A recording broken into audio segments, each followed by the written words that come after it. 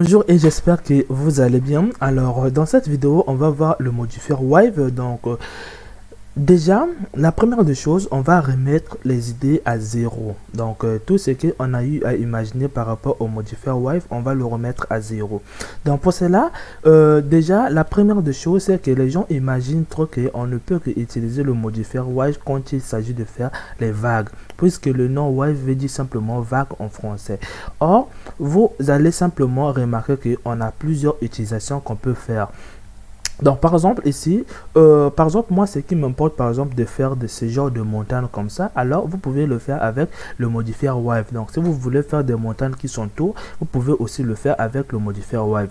Mais le but de cette vidéo est que vous puissiez comprendre comment utiliser chaque paramètre du modifier Wave et comment, donc, à l'aide des exemples aussi, on va voir comment, en quel moment vous pouvez utiliser cette paramètre, en quel moment vous n'allez pas utiliser cette paramètre.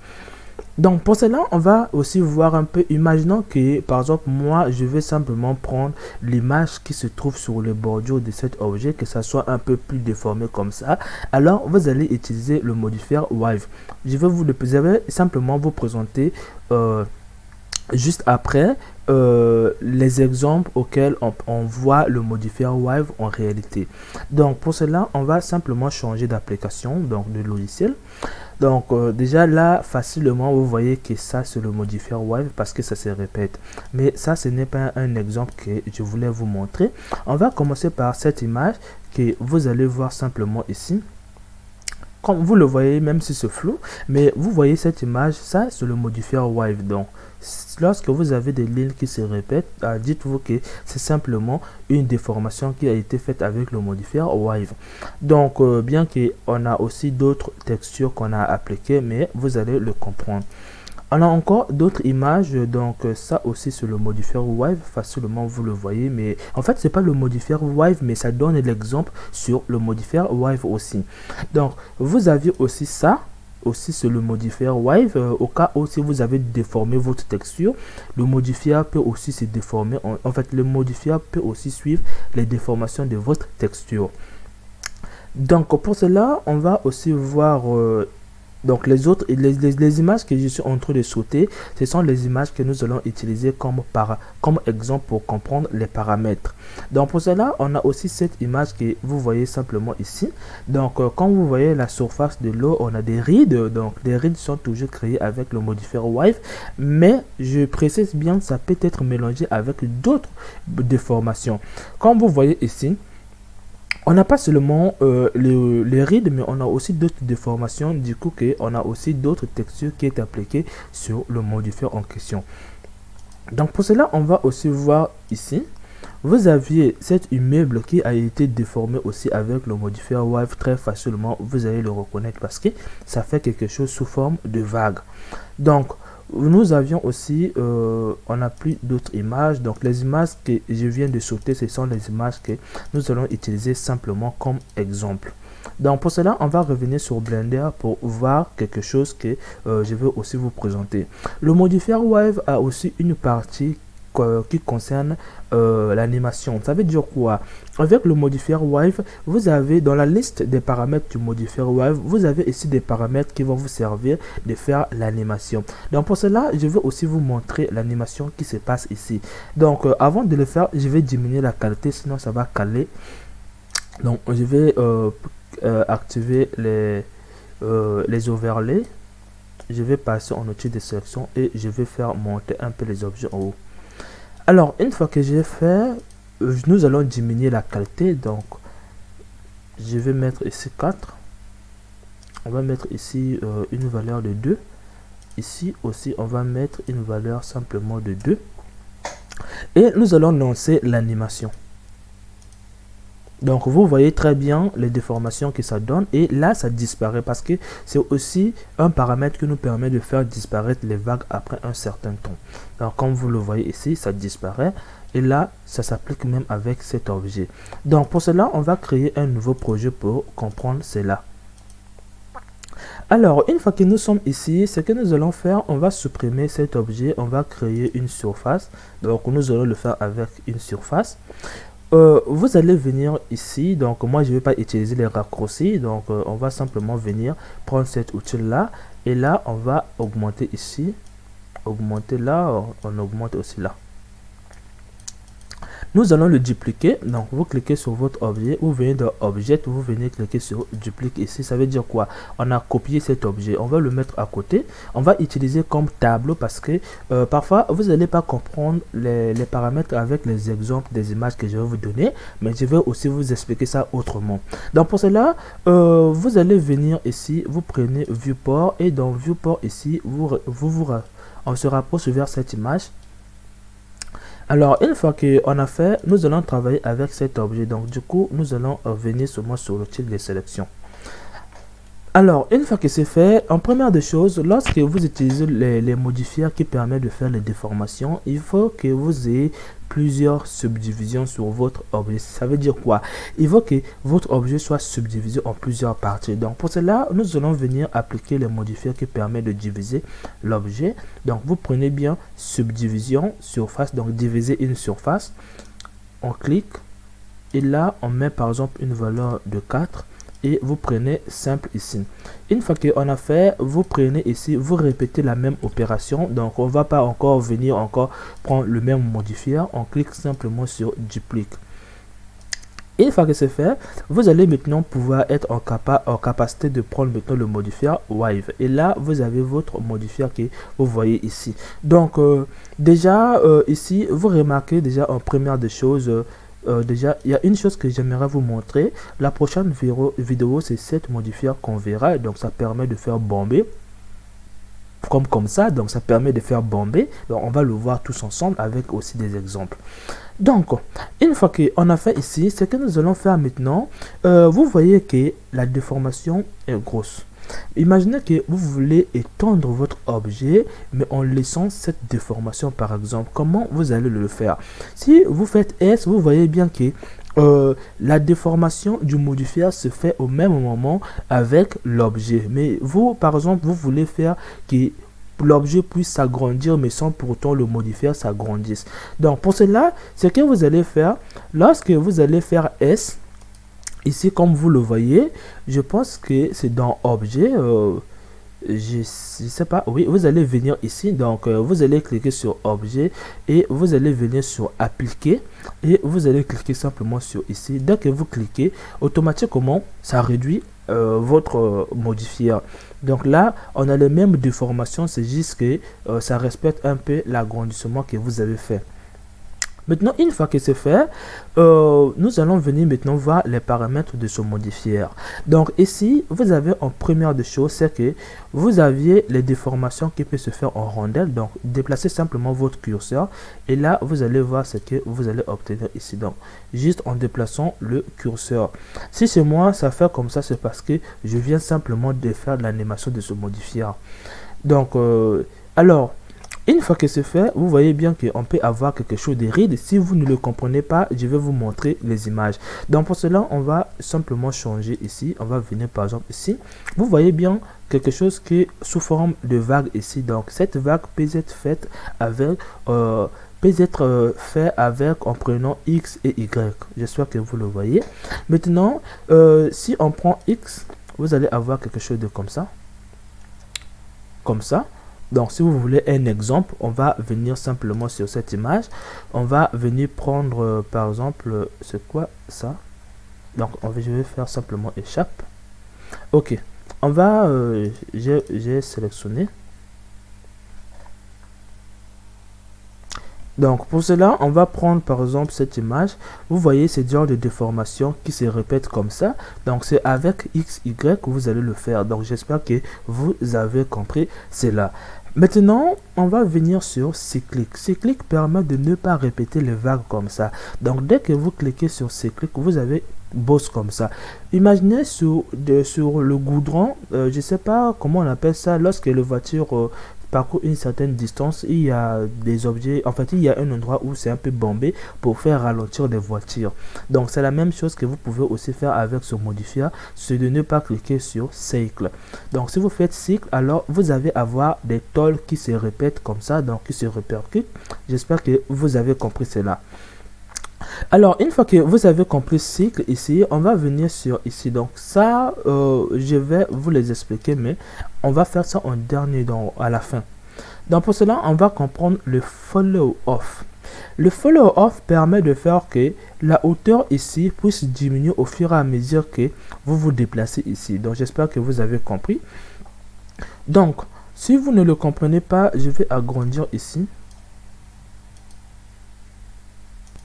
Donc, je vais simplement agrandir ici pour dessiner quelque chose ici. Donc, si vous ne comprenez pas cela, vous allez venir. Donc, je vais prendre ceci. Je vais dessiner par exemple des vagues qui diminuent avec la hauteur. Comme ça. Je vais faire maintenant une couleur en noir. Et là, vous voyez bien que les vagues diminuent avec la hauteur. Grâce à ce paramètre, vous allez pouvoir dire que en venant ici, donc je dirais que donc on va faire comme ça. Ça veut dire quoi? Si en fait, je peux décider que de cette distance jusqu'à cette distance, je vais voir mes vagues. À partir au-delà de cette distance, donc au-delà, je n'aurai plus les vagues. Donc cette distance qui est là, vous pouvez le régler en mettant la valeur ici.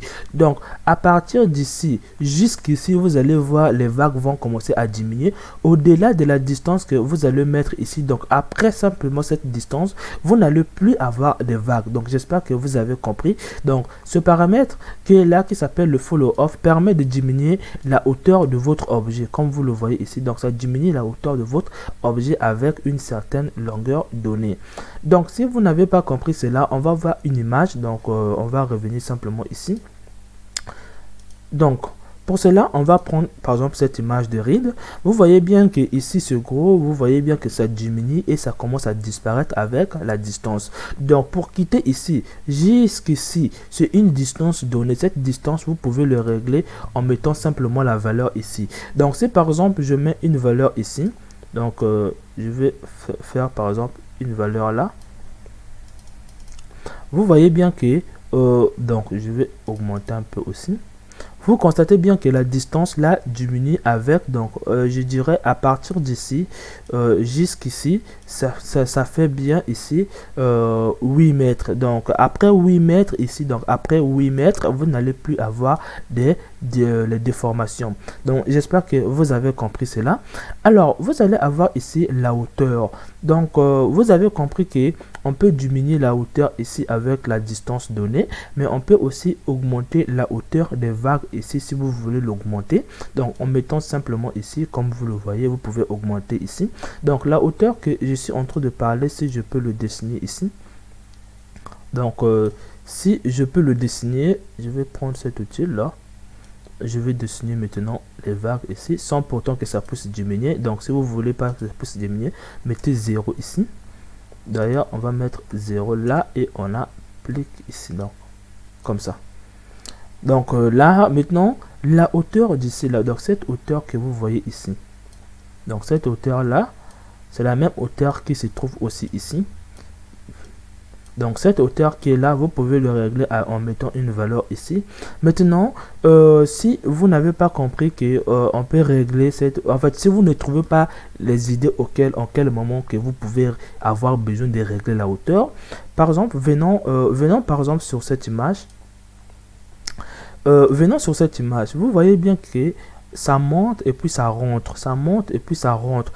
La profondeur auquel ça rentre, vous pouvez le régler en choisissant juste la hauteur. Donc j'espère que vous avez compris cela. On va revenir sur Blender. Donc je vais simplement augmenter la hauteur ici. Vous avez ici la largeur. La largeur ici permet de faire quoi? Ça permet d'espacer, de faire plus d'espace entre cette vague et cette vague. Donc c'est la longueur d'ici. Donc la longueur ici, donc cette longueur là, vous pouvez le régler en venant ici. Donc si par exemple on règle ici, vous voyez bien que l'espace entre cette vague et cette vague, ça s'éloigne ici. Donc vous voyez très bien. Ici, ça s'éloigne très bien. Donc, si vous voulez aussi avoir une idée en quel moment que vous allez avoir besoin de faire l'espace, je vais justement vous montrer un exemple ici. Donc, par exemple, ici, vous voyez bien que l'espace d'ici et ici, c'est grand. Donc, comme vous le voyez, c'est grand par rapport à des tôles qui sont ici. Vous voyez bien sur des tôles, l'espace ici et ici sont tellement trop rapprochés par rapport à ce qui est ici. Vous voyez bien que là, c'est vraiment espacé. Donc, grâce à ce paramètre ici, vous allez être capable de le faire. Alors, vous avez ici simplement le paramètre non-reste. Le paramètre là va vous permettre de faire en sorte que, au lieu que ça soit sous forme de rondelle comme ça, vous allez avoir quelque chose qui sera par exemple en pointu comme ça, ou simplement un peu rond comme ça, donc comme ça. Donc vous allez le faire simplement avec cette paramètre. Donc ça concerne la zone qui est en haut ici, donc la zone là. Donc si vous mettez ici, vous allez voir que ça devient rond comme ça. Donc j'espère que vous le voyez bien. Donc ça permet de faire en sorte que ça soit un peu plus pointu. Si vous n'arrivez pas à trouver l'exemple auquel vous pouvez appliquer cela, je vais aussi vous montrer une image. Donc nous allons venir ici. Vous voyez que ici les vagues forment un peu plus quelque chose de pointu comme vous voyez ici, mais au cas où vous allez avoir besoin de faire que ça soit pas rond, que ça soit un peu plus pointu comme ça, vous allez simplement régler le paramètre que vous voulez le voir ici. Ça s'appelle le nord-est. Donc vous avez ici pour le régler. Donc pour comprendre le paramètre ici, imaginons que je divise mon objet en deux par exemple. Je ne veux pas que les vagues puissent être appliquées de ce côté, mais que ça soit seulement de ce côté. Pour cela, vous devriez sélectionner la partie que vous voulez appliquer. Donc pour cela, on va venir en mode Edit et vous allez pouvoir diviser votre... Donc vous allez faire CTRL R et vous lâchez. Et vous allez cliquer ici, vous cliquez sur la face auquel vous voulez appliquer. Donc nous allons faire ceci. Mais pour cela, il va falloir que vous enregistrez la face que vous avez sélectionnée. Donc vous allez venir dans groupe, vous cliquez sur plus et vous cliquez sur assigner, donc enregistrer. Et vous revenez simplement sur objet. Et là, sur le modifier, vous aviez un petit paramètre ici qui vous permet de changer cela. Donc vous voyez bien que ici, ça commence à disparaître. Pourquoi ça disparaît pas totalement ici? C'est parce que vous avez les divisions que vous avez fait ici. Si vous divisez normalement en enlevant ceci, vous allez voir que de ce côté là vous n'allez pas avoir ça. Donc c'est parce que quoi, vous avez divisé ici. Donc une fois que vous avez compris ici, on va l'enlever. Maintenant on va venir sur Start Position. Start Position permet de changer la position d'une vague. Donc par exemple, nous on va simplement utiliser ceci avec X par exemple. Donc vous avez ici le follow. Donc si je me mets ici, j'ai plusieurs vagues. Je peux faire disparaître les vagues avec la distance ici, comme vous le voyez ici. Donc je vais mettre ici une valeur de 0, une valeur nulle. Ici vous avez la hauteur de la vague. Ici vous avez la hauteur de la vague. Vous avez la distance qui sépare les vagues. Ici vous avez la distance. Ici vous avez mettre les vagues pointues ou pas. Et ici vous pouvez choisir la partie à appliquer. Maintenant ici ça permet de déplacer la vague. Donc vous avez ici par exemple permet de déplacer la vague comme ça. Vous pouvez déplacer la vague en faisant comme ça, un peu comme ça. Maintenant vous pouvez aussi déplacer la vague avec à partir d'un autre objet. Donc si je prends par exemple ici, je mets sur cet objet ici. Si par exemple je reviens ici, je prends cet outil. Si je clique par exemple sur mon objet, quand je vais faire G, vous voyez bien que quand je déplace la lumière, la vague aussi se déplace. Donc ça peut permettre de déplacer vos montagnes au lieu de le laisser sur un endroit donné, au lieu de le laisser sur l'emplacement par défaut. Vous pouvez le faire ensemble avec ici. Maintenant, si vous voulez comprendre à quoi ça va servir de déplacer la vague, on va revenir maintenant sur les images ici. Si par exemple on prend cette image, vous voyez bien que sur l'endroit où la météorite va tomber, c'est sur l'endroit où ça va faire en fait ça va déformer. Donc ce qui permet de faire quoi? Si cette météorite venait tomber ici, alors cette vague devait se déplacer pour venir se mettre ici. Donc j'espère que vous avez compris.